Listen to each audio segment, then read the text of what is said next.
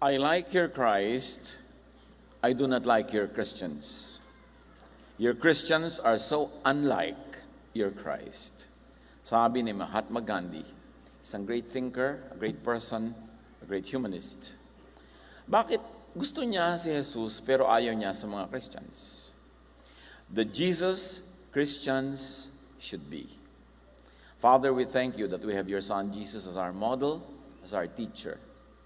Teach us to understand his personhood, his teaching, so that we can be like him, not like anyone else. Lead us, teach us, correct us, Father, heal us. In the name of Jesus we pray. The Christians should be like Jesus. That's obvious. That has not always been. Maraming mga tao na hindi sila lumalapit sa Panginoon dahil naiilang sila sa mga relihiyosong Kristiyano. Halos 100 taon na mahigit ang evangelical Christianity sa Pilipinas, pero ang konti-konti pa rin ng mga matatawag mong Bible-based Christians, Jesus followers. Anong dahilan? The problem should not be with Jesus, but with the followers of Jesus who do not correctly represent Him. Matthew 23, 1-4, madalas nating binabasa dahil pinakamadiin na katuruan ni Jesus sa mga bagay na ito tungkol sa religious climate of His time and the religious leaders of His time. Matthew 23, 1-4. Then Jesus said to the crowds and to His disciples, "The teachers of the law and the Pharisees sit in Moses' seat," which means they have power. "So you must be careful to do everything they tell you, or you are compelled to obey their words because they have power. But do not do what they do, for they do not practice what they preach." In other words, Jesus is saying very clearly, do not be like your religious leaders. Do not be like them. They tie up heavy burdens, cumbersome loads, and put them on other people's shoulders. Jesus was saying that the teachings of these religious leaders make the lives of the people needlessly hard. Imbes magpahinga ang tao, napapagod. Imbes lumuwag ang dibdib, sumisikip. Imbes lumaya, natatali. Baligtad ang effect ng teachings ng mga religious leaders of the times of Jesus. But they themselves, Jesus continues, are not willing to lift a finger to move them. Ang dami nilang ipinapataw na gawain, ang dami nilang ipinagagawa, ang dami nilang utos, ang dami nilang mga pinagbabawal, pero alam naman nilang hindi masusunod lahat yon at hindi sila tumutulong sa mga tao para masunod yon. So Gandhi didn't like Christians because they were so unlike Jesus. And they were so much like the Pharisees that Jesus warned them to not imitate. Gandhi is one person, but he represents so much of humanity and how much of humanity perceives historical Christianity. Because the model is Jesus, and that has not always been the case. Why should Jesus be the model? John 1:14, the Word, meaning Jesus, became a human being and lived here with us. We saw His true glory, the glory of the only Son of the Father.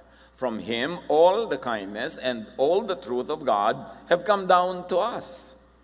Lahat ng dapat malaman tungkol sa Ama, lahat ng gustong ipakilala ng Ama tungkol sa Kanyang sarili, lahat ng kabutihan at katotohanan ng Ama na kailangan ng taong mabatid at masundan, pinadaan kay Jesus at makikilala ang Ama only through Jesus. So pagka hindi si Jesus ang sinunod, may ibang susundan, there will be a misrepresentation of the Father. All other teachers and teachings must submit to Jesus. Pagka Christian ka, sinabi mo, Christian ako, dapat lahat ng teacher, lahat ng teachings, subsumed to Jesus. Surrendered at the feet of Jesus. Christians are supposed to subordinate all other teachers to Jesus. But is that really the case in actual practice? Pag meron tayong mga verses na ibinabato sa isa't isa, pagka meron tayong verses that we kill or die for, si Jesus ba ang may sabi o iba? Dapat magkaroon tayo ng correct values assigned to who said what. Because Jesus is the only Son of God. He is the only way, the truth, and the life. There are many other teachers whose teachings sometimes kamukha ng teaching ni Jesus. subset ng teaching ni Jesus. There's no problem with that. Sumunod tayo ng sumunod kahit kaninong teacher. Kung ang tinuturo niya, Jesus-based pa rin. Pero paano kung nagsanga yung sinasabi ng isang religious teacher at yung sinasabi ni Jesus? Dapat ba tayong malito kung sinong dapat sundin? And yet many Christians fall away from each other. Many Christian sects and congregations quarrel with one another kasi magkakaiba sila ng pinanghahawakan at pinagkukunan ng katuruan, hindi lahat maka-Jesus. Although lahat traditionally within the history of the church. John 14:6, Jesus answered, I am the way, the truth, and the life. The only way to the Father is through me. So, siya lang. Malinaw ba yun? Dapat hindi tayo nalilito pag sinasabi natin Christian tayo. Christians are to be like Christ.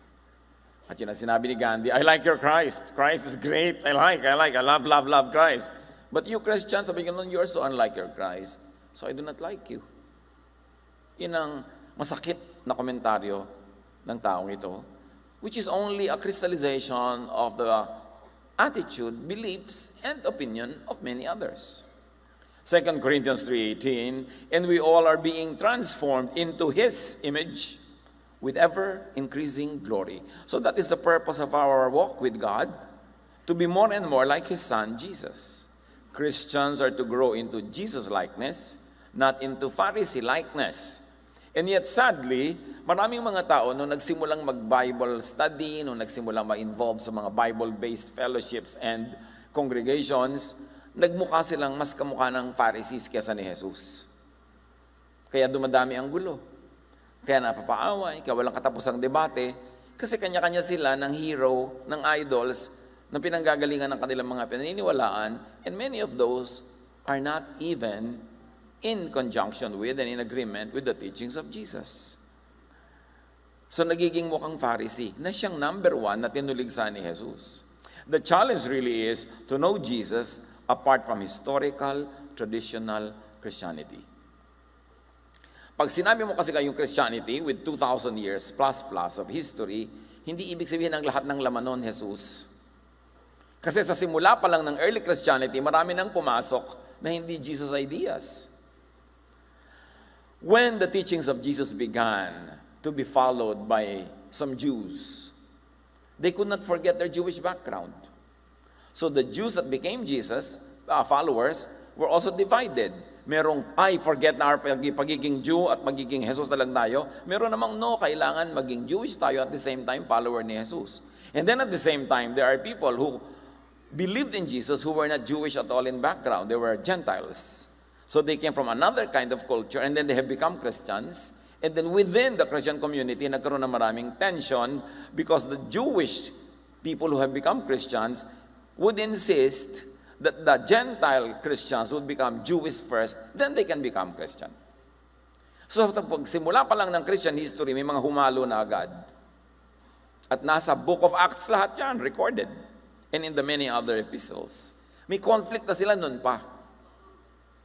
Pagkatapos, ang Christianity inadopt ng Roman Empire to be the state religion, ang dami niyang ipinasok na mga pagan ideas into Christianity. Pagkatapos, matapos ang 1,400 plus years, nagkaroon ng malaking reformation, nag-split ang church into Protestantism and Catholicism. Meanwhile, early on in the 10th century, nag-split na yung church into Roman Catholic Church and the Greek Orthodox Church, the Eastern Church. So ang dami-dami nang nagtutunggali mga ideya within Christianity. And then yun ang minana natin ngayon. Pagkatapos nagkaroon pa ng mga revivals ng mga 1900s, nagkaroon ng marami-rami ibang sekta, nag-introduce ng kanilang mga kaugalian at mga katuruan. Kaya ngayon, hindi na nalalaman ng modern Christian kung ang sinusunod niya, si Jesus ba o iba. At yan ang mitya ng napakaraming mga conflicts. So the challenge is to know Jesus isolated from, apart from historical traditional Christianity, because traditional historical Christianity has not always been Jesus-based and Jesus-focused. So the important thing to do is to get reacquainted with Jesus alone and to imitate Jesus alone. And to be like Jesus, we should know what Jesus is and what Jesus is not. Kaya isa-isahin natin ang a few basic things and review ourselves kung kamukha tayo ni Jesus sa department na yan or not. First of all, Jesus is not self-righteous and judgmental. Tayo ba? Self-righteous, judgmental. Pag may nakita tayong kapwa mananampalataya kay Jesus, pero may kakaiba siya ng mga detail ng kanyang pag-express ng pananampalataya, label ba natin agad na demonic, wrong, etc., etc. Matthew 7:1, sabi ni Jesus, do not judge. So, magkakasama na doon yung do not judge the unchurched, do not judge those within the church, and do not judge those within many different various sects or churches. Pero main teaching ni Jesus yan, do not judge. The woman caught in adultery were going to be stoned to death by the people in the community because they had verses from the Old Testament na sinasabing dapat batuhin mo para mamatay. Pero hindi pinabato ni Jesus, meaning Jesus softened the application of all these teachings.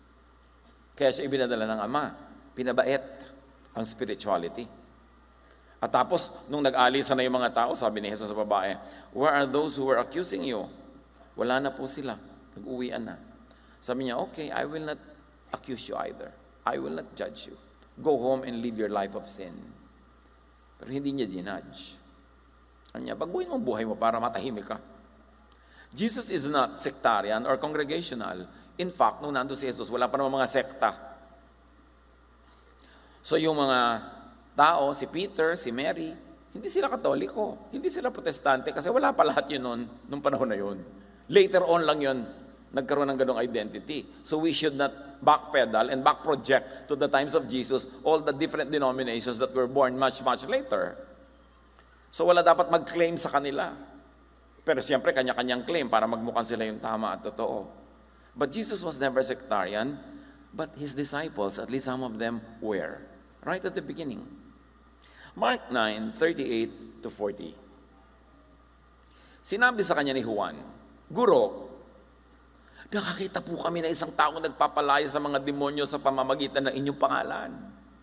Pinagbawalan namin dahil hindi natin siya kasamahan. Ngunit sinabi ni Jesus, huwag ninyong pagbawalan, sapagkat ang sinamang hindi laban sa atin ay panig sa atin.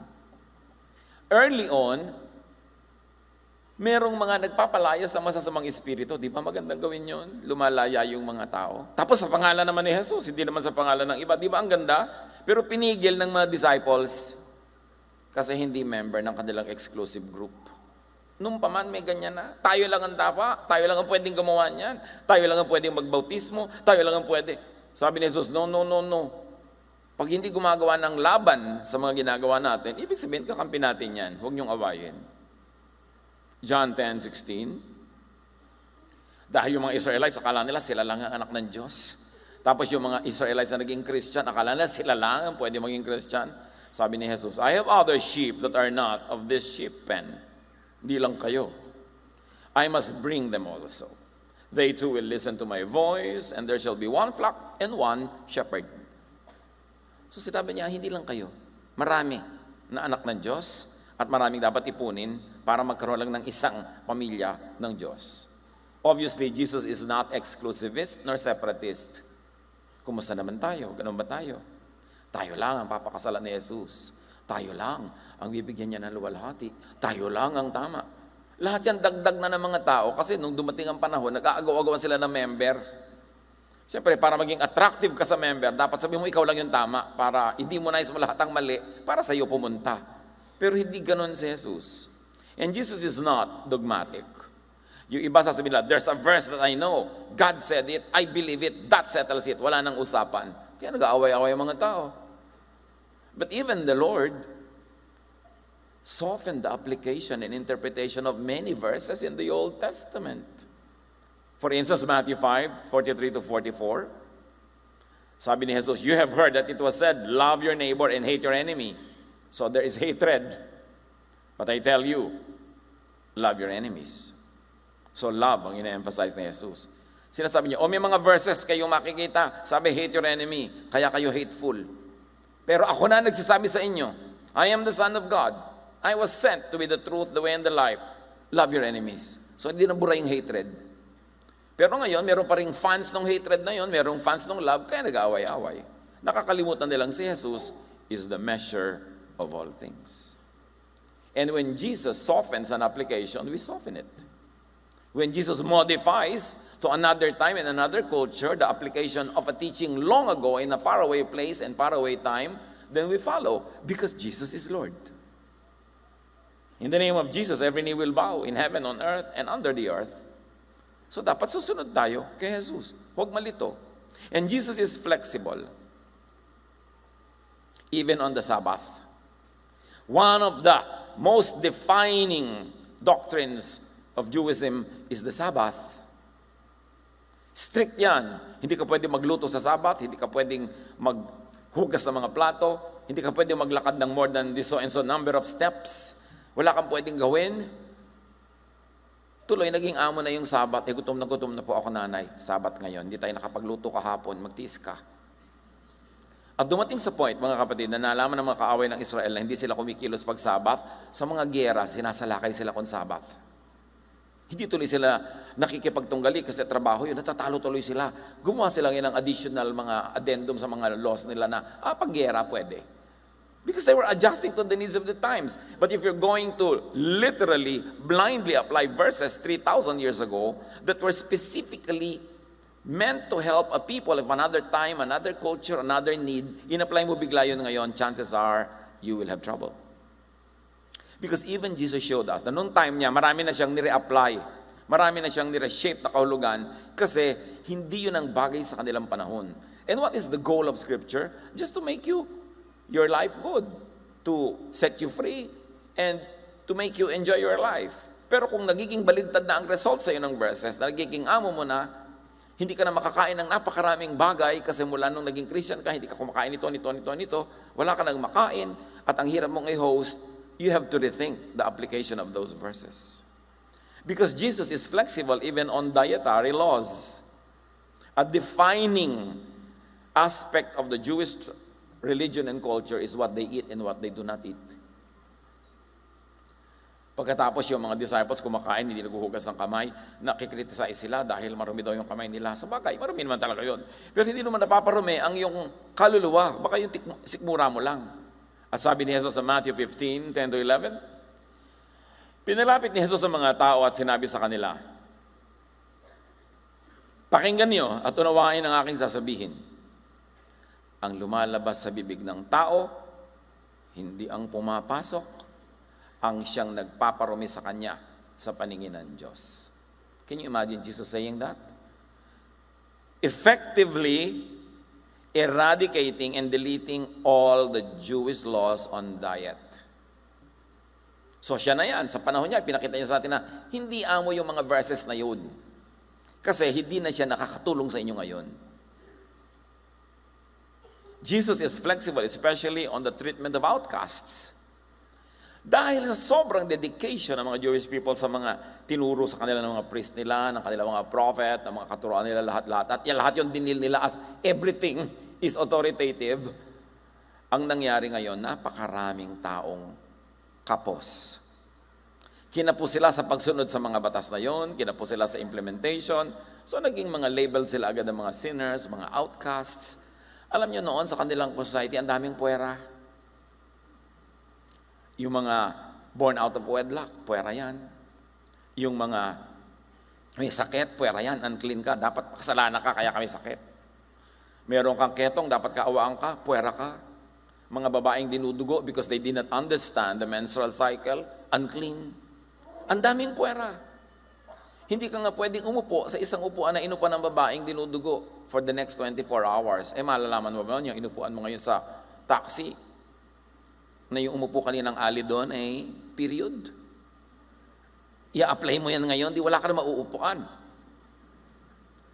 But Jesus is very flexible about that. Mark 2:15-16, while Jesus was having a dinner at Levi's house,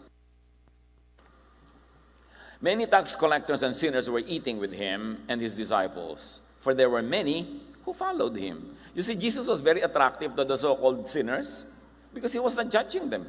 He was loving them, accepting them, and then working at their restoration, but he begins with acceptance first. So many were following him. When the teachers of the law, who were Pharisees, saw him eating with sinners and tax collectors, they asked his disciples, "Why does your teacher eat with tax collectors and sinners?" In other words, kung sila lang, they wouldn't. Hindi sila makikisalamuha sa mga makasalanan. Anong gagawin nila? Gagawa sila ng Mutual Admiration Society. Sila lang yung member, nakahiwalay sila sa mga tao, tapos kolekta sila ng kolekta ng mga tithes and offering para gastos nila sa kanilang pagiging exclusive. Yan ang nakita ni Jesus dyan. Sabi niya, kawawa ang mga tao, pinagsasamantalahan. And Jesus is definitely not racist. Hindi siya katulad ng kanyang mga kababayan na napaka-racist. Tayo lang mga Jew ang mahal ng Diyos, ang mga Gentile hindi, tayo lang ang malinis, tayo lang ang tama, etc., etc. John 4:7-9, may isang Samaritanang dumating upang umigib sa balon. At sinabi ni Jesus sa kanya, "Maaari bang makiinom?" Wala noon ang kanyang mga alagad dahil sila'y bumibili ng pagkain sa bayan. Sinabi sa kanya ng babae, "Ikaw ay Hudyo, at Samaritana naman ako. Bakit ka humihingi sa akin na inumin?" Sinabi niya yon sapagkat hindi nakikihalubilo ang mga Hudyo sa mga Samaritano. Sila lang, puwera ka. Hindi nakikihalubilo. Binasag yun ni Jesus. Kaya may iba ipinagpipilit na nila, Jesus was a practicing Jew. Yes, up to a point. And progressively, he practiced less and less of it. Tulad niyan, Sabbath, diet. Ngayon, pakikitungo sa mga Gentiles, lalo sa Samaritano, lahat yan un-Jewish. So, sabi niya, bakit humihingi sa akin? Di ba? Ini-stab niyo kami. Maliit ang pagtingin niyo sa amin. Ba't ngayon hihingi ka sa akin ng tubig? Encapsulated in that very simple conversation.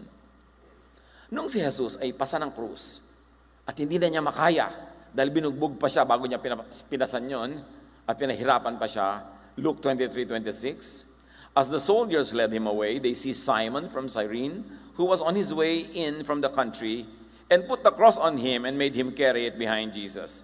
The mere mention of him coming from Cyrene, outside of Israel, is already a very, very strong suggestion that he was not Jewish. So, if he was Gentile, nakita nyo ang tumulong kay Jesus na buhatin yung krus was not a Jew. And all these symbolic acts are meant to reverberate into eternity, to echo a very universal message that Jesus was opening the ministry to all people, opening heaven to everybody, na ginawa ng mga Jews na exclusive for them. Jesus is not a big fan of racist Jewism. Kaya mga nagpipilit dyan na maging katulad ng mga Hudyo, si Jesus mismo nirebuke niya left and right ang mga Hudyo sa kanilang mga ugali, sa kanilang mga asal, at sa kanilang pag-iisip na napaka-special nila. Ang kauna-unahang public sermon ni Jesus, nasa Luke 4:25-30, yung parts of it. Matapos yung basahin yung verse for the day, roll the scriptures, and deliver the short message, kasama sa mga sinabi niya sa kanyang mga nakikinig na Jewish people in the synagogue. Ngunit sinasabi ko sa inyo, maraming byuda sa Israel nung panahon ni Elias nang hindi umulan sa loob ng 3.5 taon at nagkaroon ng taggutom sa buong lupain. Subalit, hindi pinapunta si Elias sa kanino man sa kanila, kundi sa isang byuda sa Sarepta sa lupain ng Sidon.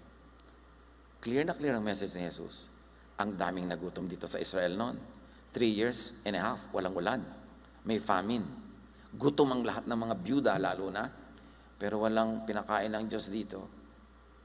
Sabihin ganon, yung propeta pinapunta sa malayong bayan, sa Sidon, para pakainin ng isang Gentile widow.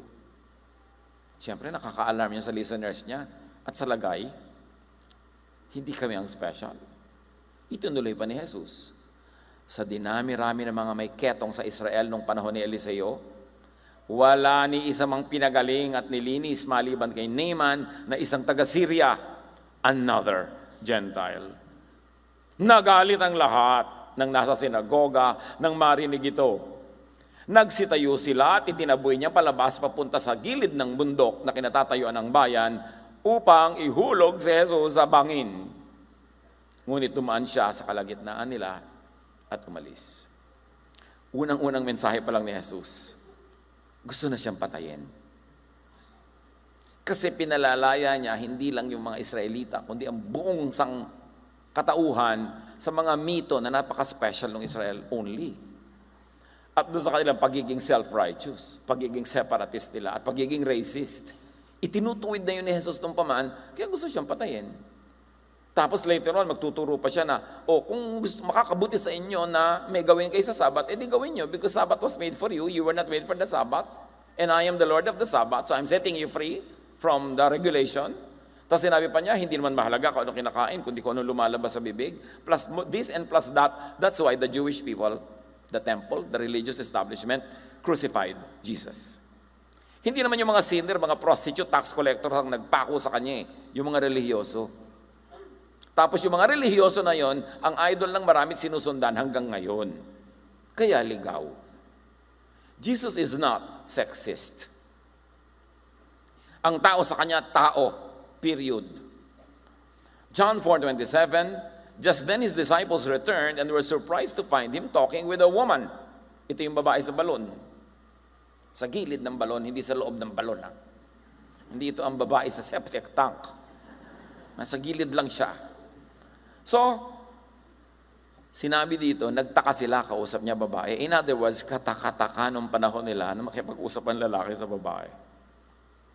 Lalo babae pang ang Samaritana. But Jesus did. He was breaking social walls. He was breaking racial walls. He was breaking denominational and even doctrinal walls because he was setting humanity free from suffocating religion. Luke 10:39-41, nang pumunta si Jesus sa bahay ng magkakapatid, may dala-dala siyang mga kalalakihan na tinuturuan kahit saan sila mapahinto at magpahinga. Mary sat at the Lord's feet listening to what he said. But Martha was distracted by all the preparations that had to be made. She came to him and asked, Lord, don't you care that my sister has left me to do the work for myself? Tell her to help me. In other words, as far as Martha is concerned, women in the kitchen, please. Nagtuturo si Jesus, ang maturuan niya, mababago ang isip, magkakaroon ng ministry, puro lalaki ang nakikinig, si Mary, umupo sa paanan ni Jesus at nakinig. Something very, very unusual. Kakaiba yun. Walang babaeng gagawa nun sa panahon na yun. Masama yun. Dahil dapat, nasa kusina ka at gumagawa ng lumpia. Para pakanin mo yung mga lalaki, para pag nagutom na sila, pakanin mo. At yun ang point ni Mary. Umupo siya doon, exactly defying that. And Martha wanted to implement that tradition. So dalawang mundong nagtutunggali sa buhay ng dalawang magkapatid na babaeng ito. Martha, the Lord said, Mary has chosen what is better. That is to sit with the men and study. And it will not be taken away from her. Kahit na as recently as a few years ago pa lang, baka hanggang ngayon nangyayari pa sa mga probinsya, yung mga magulang ayaw pag-aralin yung mga anak ng babae. Lalaki lang mag-aaral. Kasi mag-aasawa lang yan. Sa kanila yung mga babae, paanakan lang. Kailangan yung mga lalaki nilang mag-aaral.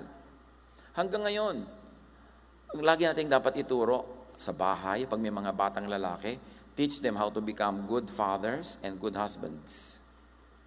Kasi pag nakinig kayo sa lahat ng problema ng tao sa Pilipinas halos, 4 yata out of 5 babae, iniiwan ng asawang lalaki.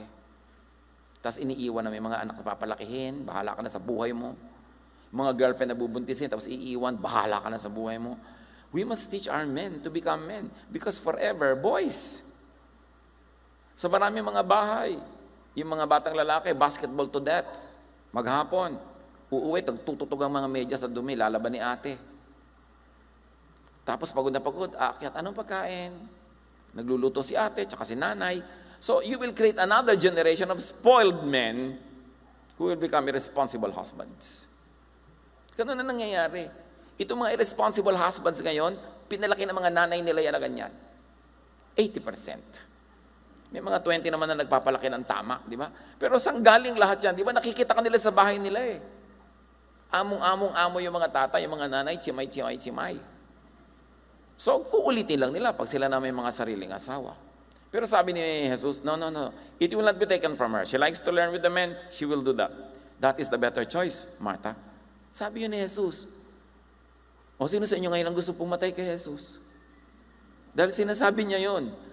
Pinapalitan niya yung power structures. Pinapalaya niya lahat ng api. Kahit sino pang api yun. Luke 8:1-3. After this, Jesus traveled about from one town and village to another, proclaiming the good news of the kingdom of God. Good news, ha? Hindi bad news. Good news. The 12 were with him, and so were some women.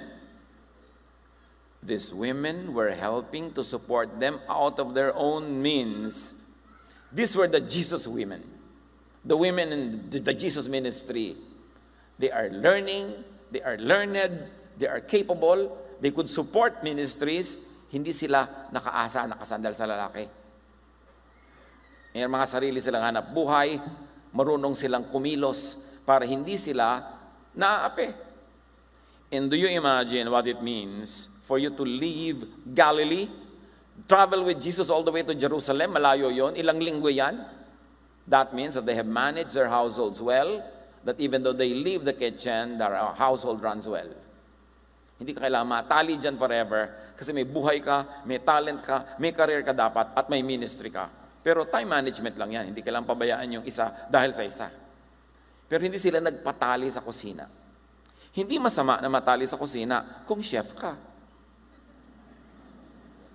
Pero kung buong buhay mo, yun na lang yung ginagawa mo sa buhay, hindi yun baliwala. Mahirap nga yun eh. Pero paano naman yung mga ibang calling sa'yo ng Diyos? Yung mga talent na binigay sa'yo, hindi na madedevelop yun? Napakahalaga. Maraming mga babae uubusin ng kabataan, kasariwaan at kagandahan, kagigisa. Tapos pag naglaylayan na ang lahat ng anatomy nila na tinatawag ng mother gravity, iiwan na sila ni husband, ipapalit 14. So yun na naman ngayon ng tatanda na naggigisa-gisa, paulit-ulit lang. Jesus was liberating women from all this. Jesus was not anti-men, He was anti-slavery of any form. Importante. Minamaliit ng mga lalaki nung panahon ni Jesus sa mga babae. Kaya tingnan ba, pinapupunta sa kusina si Mary. When Jesus rose from the grave, kanino siya kauna-unahan nagpakita? Di ba kay Maria Magdalena? At sabi niya, Mary, tell the other disciples, I have risen, I will meet them somewhere. In effect, Mary declared the resurrection. And she declared it to the male disciples and the disciples of the rest of the world. But it was Mary who declared it. Tapos ngayon, sa mga Bible-based Christian churches, bawal mag-preach ang babae, bawal mag-teach ang babae, kasi galing na naman kung kanino yung teacher yun. Ang tatanong mo lang, si Jesus ba nagturo nun? Siya na nga ito nagsasabi kay Mary, you sit there. It's not just sitting there. She was going to be a disciple because she was learning from Jesus. That's where the confusion all come. Dapat salain kay Jesus ang lahat. For so long, women power in the church was never used. And so the church missed 50% of all the energy and all the power that could have been at the disposal of the gospel. Napakahalaga to go back to the Jesus style of church work. Jesus is not oppressive to minorities and the weak. Because of this elitist system, the royalty, the monarchy, and then the colonial government of Rome, and then the rule of the priest in the temple, ang daming taong nabaliwala. Ang daming taong nasiksik sa mga sulok-sulok, gilid-gilid. Because of the so many requirements, many people had become outsiders. And because of the moral and religious teachings, many were ostracized, marginalized, maligned even, judged, vilified, demonized. But Jesus included the excluded. Kaya yung mga puwera, yun ang isinali. Even God, in the Old Testament, pinakain niya ang propeta by ravens. Mga uwak, birds considered unclean, were used by God to feed the prophet. So kita nyo doon, masyadong maselan yung mga religyoso, but not God. Yung mga taong naliligaw ng landas, ipinakausap ng Diyos through a donkey. Pati donkey, ginamit ng Diyos sa magsalita. Lahat ng gustong gamitin ng Diyos, gagamitin niya. Si Jesus, Ganon din. Kaya, yung demoniac, yung maraming espiritong nanahan sa kanya, pinaalis ni Jesus, sabi niya, go home, tell the people how much God has had mercy on you. So ginawa niyang spokesperson itong taong ito. Sa Mark 14, 12 to 13, nung maghahanap sila ng lugar to do their important meal, the Passover, Jesus' disciples asked him, where do you want us to go and make preparations for you to eat the Passover? Hindi nila alam kung saan sila pupunta. Wala naman silang lugar eh. Para silang tayo. No? Palipat-lipat, papunta-punta doon. Kaya tanong nyo, saan tayo magwa-worship sa Sunday? Sabi ni Jesus, eto. So he sent two of his disciples, telling them, go into the city, a man carrying a jar of water will meet you. Follow him. It seems to be a very innocent instruction, but men usually did not carry jars of water. It was the women's work to carry jars of water. Kahit sa lahat ng ancient tradition, makikita niyo mga picture, mga drawing, mga babaeng may sunong na banga, umiigib sa balon. Kahit sa Pilipinas, kahit yung babae ng kalambanga legend, di ba? May daladalang banga. But for a man to carry a banga is a feminine thing. It's not masculine. So medyo kakaiba yung example na ito. Tapos siya pa yung ginamit ni Jesus to lead the men, the disciples, to where they should go. It was not the normal, but Jesus dignified and included and enlisted the ministrations of this unique person.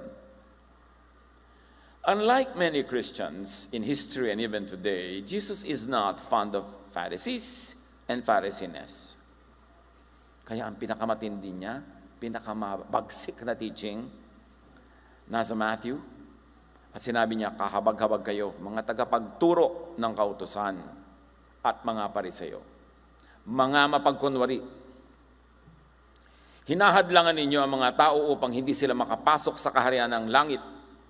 Hindi na nga kayo pumapasok, hinahadlangan pa ninyo ang mga nais pumasok. So sinasabi niya, religious lang kayo. Kayo yung official religion, pero hindi kayo pumapasok sa kaharian ng langit. Nasa labas kayo. At dahil nasa labas kayo, lahat ng follower nyo nasa labas din. Kasi hinahadlangan nyo silang pumasok. Be it physical, spiritual entry into heaven or an emotional, psychological entry into heavenly feelings of peace, of bliss, of joy, pareho yon na hinahadlangan ng religiosity nila. Because sa dami ng bawal nila, wala makasunod, lahat tuloy, hindi pwedeng makarating sa langit nila. Inuubos nyo ang kabuhayan ng mga byuda, noon hanggang ngayon, maraming ganyan religion ang huhot-hot. Inuubos ninyo ang kayamanan ng ang kabuhayan ng mga byuda at ang idinadahilan nyo yung pagdarasal ng mahahaba. Dahil dito'y lalo pang bibigat ang parusa sa inyo. Alam niyo mga kapatid, kahit dito sa atin, may mga very well-meaning widows, gusto nilang i-donate yung lote nila sa church. Kung tinanggap ko lang lahat yan, pinagdugtong-dugtong, makakagawa tayong airport. Lagi ko sasabihin ng, ibenta nyo yan, magbiyahe kayo, magpakasarap kayo, mag-spa kayo, dahil naubos na ang lakas nyo, kapapalaga sa mga anak nyo, tingnan nyo, ganyan, magpa-facial kayo, gastos nyo yung pera nyo, huwag nyo na i-donate sa church, re-rent na lang tayo. Pero uubusin mo yung mga pera nila, at kung gusto mo silang pagsamantalahan, talaga magagawa mo yan. At sabi ni Jesus, inuubos nyo ang pera ng mga byuda, hinuhututan nyo sila, tapos dadasalan nyo na mahaba. Nilalakbay ninyo ang karagatan at ginagalugan ang buong daigdig. Makahikayat lang kayo ng kahit isang hentil sa pananampalatayang Hudyo. Gusto nyo mag-convert. Ngunit, kapag ito'y nahikayat na, ginagawa nyong masahol pa at lalong dapat parusahan sa impyerno kaysa sa inyo. You see the damage? Sabi ni Jesus, lahat ng nadarating ng teachings nyo, sumasama. Pinasasama nyo. Ginagawa niyong judgmental, ginagawa niyong separatist, ginagawa ninyong self-righteous, ginagawa niyong troublesome, troublemaker, mahilig magdebate. Sabi ganoon, so, mas doble pa ang nagiging pagka-impyerno ng buhay nila kaysa sa inyo. Kahabag-habag kayo, mga bulag na taga-akay, mga bulag, mga hangal. This is Jesus' teaching. Nagbibigay kayo na ikasampung bahagi ng maliliit na halaman, mga type, pati halaman, pinagtatype nila yung mga dahon. Ngunit kinaliligtaan naman ninyong isagawa ang mga mas mahahalagang turo sa kautusan, ang katarungan, ang pagkahabag, at ang katapatan. Dapat ninyong gawin ang mga ito nang hindi kinakaligtaan ang ibang utos. Mga bulag na taga-akay, sabi ni Jesus, sinasala ninyo ang kulisap sa inyong inumin, ngunit nilulunok naman ninyo ang kamelyo. Major of minors, pinapalaki nyo ang maliit at binabaliwala nyo yung tunay na malaki, which is the doctrine of love. Nililinis niyo ang labas ng tasa at pinggan, ngunit ang mga iyon ay puno ng kasakiman at pagiging makasarili. Bulag na pariseyo, linisin mo muna ang nasa loob ng tasa at pinggan at magiging malinis din ang labas nito. Linisin niyo muna ang mga kalooban nyo, ang gaganda ng uniform nyo, ang gaganda ng mga gupit nyo, mga patilya nyo, niro-rollers pa. Ayos na ayos kayo, pero bulok ang inyong kalooban. Sabi ni Jesus. Ang katulad nyo yung mga libingang pinaputi, magaganda sa labas, ngunit ang loob ay bulok at puno ng kalansay. Ganyan kayo. Sa paningin ng tao ay mabubuti, ngunit ang totoo ay punong-puno kayo ng pagkukunwari at kasamaan. Jesus saying this against the official religious leaders of His time. Hindi yan yung mga kolorom sa sulok-sulok, gilid-gilid. This were the institutionalized teachers. And Jesus is not a believer and endorser of just about every prophet and teacher. Mark 7:6-8. Kausap na naman niya mga prophets and religious leaders. Sinagot sila ni Jesus, mga mapagkunwari, tama nga ang sinabi ni Isaiah tungkol sa inyo ng kanyang isulat, ang paggalang sa akin ng bayang ito ng Israel ay pakunwari lamang, sapagkat ito'y sa bibig at hindi sa puso bumubukal. Walang kabuluhan ang kanilang pagsamba. Imagine, samba sila ng samba. 5 beses isang araw ang dasal. Sabi ng Diyos, walang kabuluhan sa akin. Yung mga samba-samba nyo na yan. Sapagkat tinuturo nilang galing sa Diyos ang kanilang mga utos. Binabaliwala ninyo ang utos ng Diyos at ang sinusunod ninyo yung mga tradisyon ng tao. At hanggang ngayon, totoo pa yan. Binabaliwala ang utos ng Diyos through Jesus at ang pinapahalagahan, church doctrines, church traditions na maraming kontra kay Jesus. Sabi ng Ama, baliwala sa akin yan, mga samba-samba na yan. Jesus taught and went against the current popular Phariseeism of His time. But Phariseeism quickly crept into early Christianity and eventually colonized most of historical Christianity. Si Jesus, nandun pa lang nagtatalo-talo na yung mga disciples niya kung sino uupo sa kanan, sino sa kaliwa, sino ang may ganito, sino ang may ganon. At ang pagbalik niya sa Ama, nanaigang napakarami mga leaders with Jewish background, with other background, with Gentile background, at sila ang mga naging leaders. In the last 2,000 years, ang dami nang naidagdag ng church sa mga tradisyon ng simbahan na un-Jesus. Kaya kunwari, sa cover ng simbahan o nung anong mga worship place, Christian yon. Pero pagpasok mo sa loob, halo-halo kung sa kaninong mga ideya ang umiiral doon. There is so much needless burden and suffering, divisions and quarrels and fights and wars, cruelty, violence, and even murder in the name of God. Just look at history. Kung gaano karami na mga namatay, killing each other, Christians, kakaibang sekta lang, in the name of God. Nung panahon nila Pedro, ang aga-aga pa, buhay pa sila Pedro, inaagaw na ng mga Jewish Christians yung Christianity at gusto nila yung mga Gentile Christians na hindi naman Jewish, kahit matatanda na ay magpatuli pa. So, malaking pagtatalo yon. Can you imagine the whole world was going to war because of some foreskin? Pagkatapos nila magtalo-talo, tumayo si Pedro, Acts 15:10. Bakit sinusubok ninyo ang Diyos? Bakit ninyo inaatang sa mga mananampalataya or Gentiles ang isang pasaning hindi na kayang dalhin ng ating mga ninuno at hindi rin natin na kayang pasanin? Sabi ni Pedro, magpakatotoo tayo. Ang ating ancestors hindi nakasunod sa lahat ng religious laws natin. Tayo sa panahon natin, hindi rin tayo nakakasunod. Jew tayo. Yung Gentile na nagiging Christian, gusto nyo pang gawing Jew? Dadami lang ang guilty. Dadami lang ang kapos. Saan yun? Bakit ginagalit nyo ang Diyos? At ito ang mga Kristiyanong nakita ni Gandhi. Surely may nakita rin siya mga tama, magaganda, pero karamihan, ito. Kaya nasabi niya in generalization, I like your Christ, I do not like your Christians. Your Christians are so unlike your Christ. Sabi ni Mahatma Gandhi. Anong mga magagandang ugali natin ang pinasagwa dahil ang akala natin yun ang gusto ng Diyos mula nung natuto tayo ng 5 verses? Gaano karaming pakikipagmabutihan, pakikipagkapwa sa ating mga kamag-anak, kaibigan ang naputol, rudely, just because we claim that we have become biblical Christians. Gaano karaming goodwill ang nawala at nasira. At gaano karaming sinisira pa natin wrongly in the name of Jesus. Because Jesus did all that. Nakisalamuha siya sa mga ngayon. Siya mapagmabutihan. Pero tayo ngayon, daig pa natin si Jesus sa paghiwalay. Kaya sabi niya, I like your Jesus, I do not like your Christians. Your Christians are so un-Jesus, so very Pharisaic. All throughout time, pabalik-balik ang espiritu ni Jesus sa church. But people in the church, many of them, especially the leaders, stop Jesus from entering. Tulad ng nasa simplified drawing na ito na hiniram natin kung saan. Sabi ni Jesus, papasukin niyo ang Jesus-ness, doon sa loob, mga Pharisee-ness, kung ano-anong ness niya. Kung yung papasukin si Jesus, may iba. So siya ay puwera sa church niya. Bring Jesus back into Christianity. Tulad ng bring Jesus back into Christmas. Kasi nawala na si Jesus sa Christmas eh. Akala nga ng mga bata, ang Savior talaga si red-nosed reindeer. Nandiyan na si Dasher, Dancer, and Prancer, and Vixen. Kilala lahat yan. Pero si Jesus nasan? Walang-wala na si Jesus sa mga Christmas celebration. Yung magkakautang-utang ka para ka lang magregalo sa Pasko. Ang Jesus yan, ha?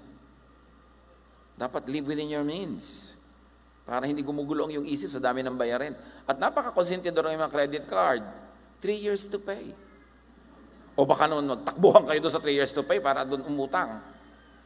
Yung bumili ka na ngayon, pay 3 months later. Di ba? Alam nyo yung mga ganyang kumpanya, yung nagpapautang, ang bait-bait lang yan ng sales group. Pero yung collection group, nakatanggap na ba kayo ng collection letter?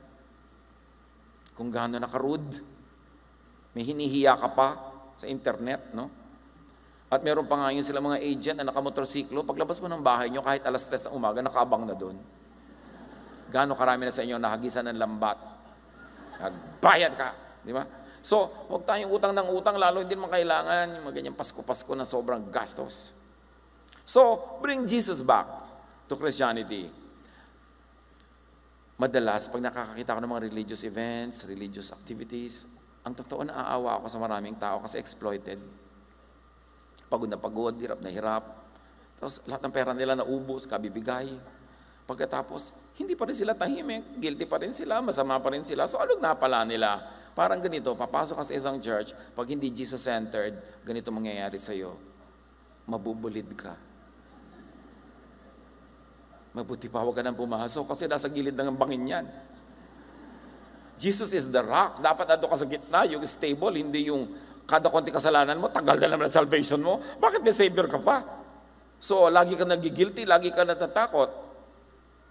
To become like Jesus in all of life, live by the all-in-one commandment and law of Jesus, and that is love.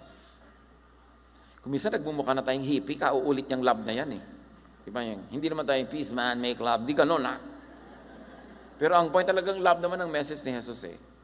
So ganito na lang, ano po bang tamang gawin? Anong gagawin ko sa ganito? Ang dami kong tanong na natatanggap na ganyan. Ganito na lang, loving ba? Kung hindi magiging loving yung method, yung application, at yung result, hindi Jesus yan. Kahit anong verse pa ang kainin mo. Dapat ang result, loving. Anong gagawin ko po? Teka, ano bang gagawin mo? Magiging bunga ba niyan? Peaceful ka. Rested. Hindi po, hindi kay Jesus yan. Kasi sabi niya, I'll give you rest. So dapat natatahimik ang loob mo.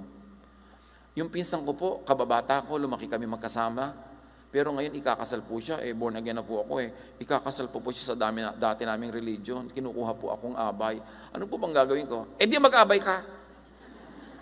Kailangan pa bang i-memorize yan? Kababata mo, pinsan mo, ikakasal, natatanggal ba yung kaligtasan mo kung papasok ka doon sa simbahan niya? Sino may sabi sa iyo, huwag ka pumasok doon?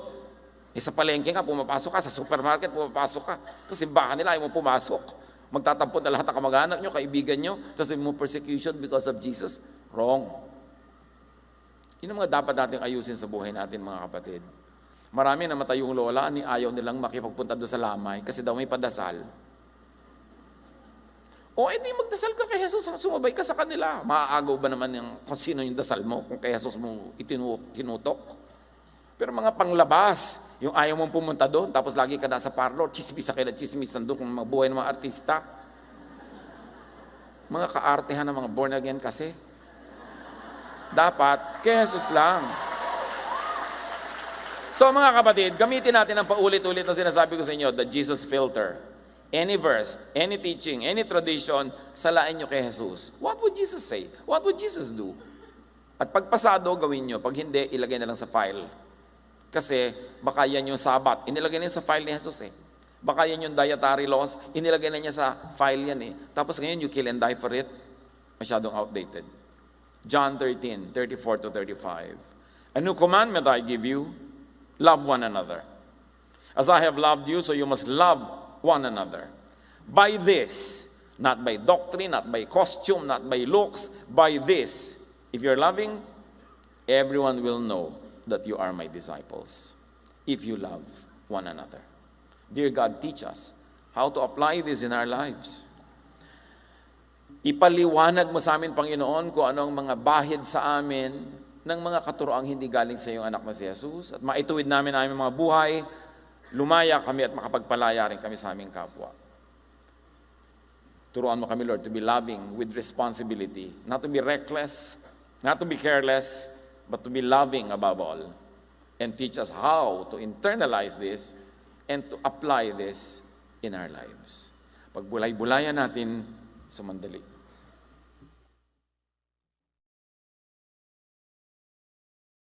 Love to you, mga pamangkin.